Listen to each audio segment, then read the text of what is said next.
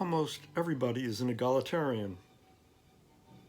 By that I mean that almost everybody values equality in the sense of no rich and no poor, and mutual aid in the sense of helping other people, that we should help each other instead of being pitted against each other in competition to be made more easily controlled by privileged, wealthy, ruling elite. Almost everyone shares these values. The way they express these values is implicitly. It's the way people behave.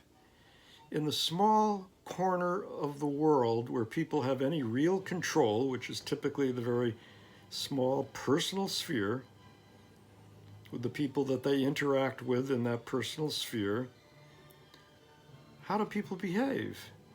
Almost all people behave in a way that indicates that they have a concern for the other person, that they treat the other person with dignity as an equal.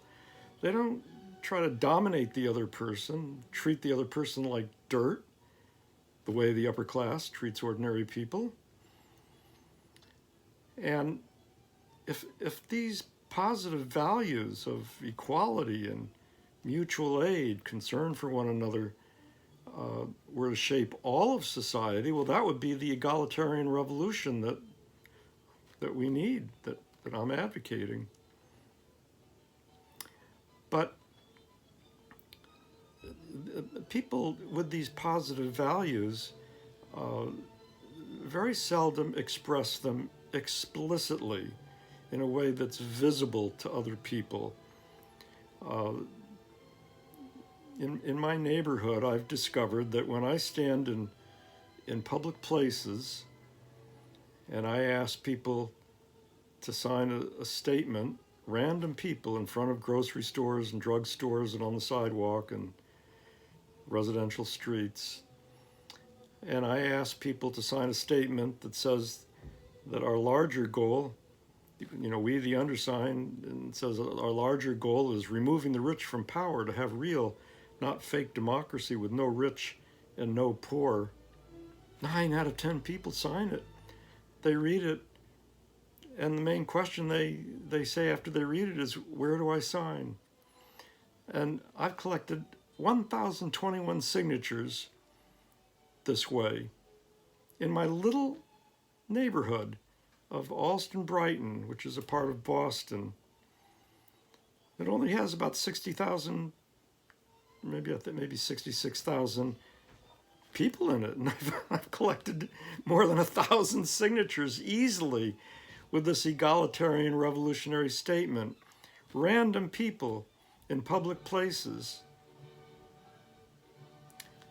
I've gotten the same response to the question. The question is, do you think it would be a good idea or a bad idea if we remove the rich from power to have real, not fake democracy with no rich and no poor?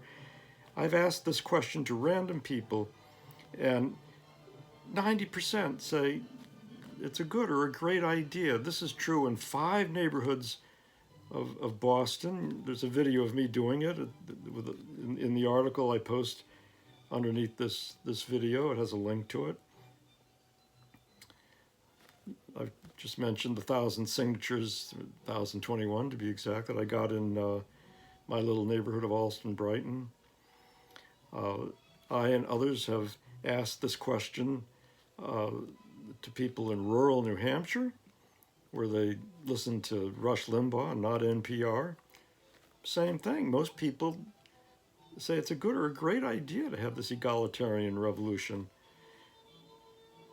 I even went to a pro-Trump rally in 2016.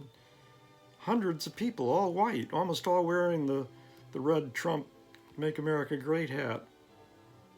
And yet, when I asked this question, 86%, 43 out of the 50 random people that I asked said it would be a good idea or a great idea to remove the rich from power to have real, not fake democracy with no rich and no poor.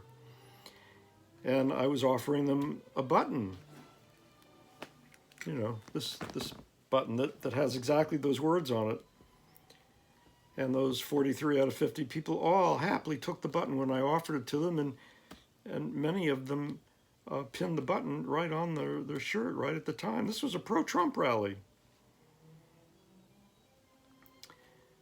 We are literally surrounded by egalitarians, but as I said, you almost never hear them expressing explicitly this view. And one reason, of course, is that it's very daunting to declare that you want to remove the rich from power. I mean, we're surrounded by institutions and media, mass media, that are all controlled by the rich. It's very daunting to announce that you are against the rich being in power when you have no way of knowing that there's very many people who would even agree with you, because they're daunted by it and keep silent as well. In my neighborhood, I've discovered that the very small minority of people who subscribe to and post on the neighborhood email group, the handful of people I'm talking about now, when I've advocated egalitarian revolution, removing the rich from power, no rich, no poor, real, not fake democracy, this handful of people has been negative about the idea. They've opposed it,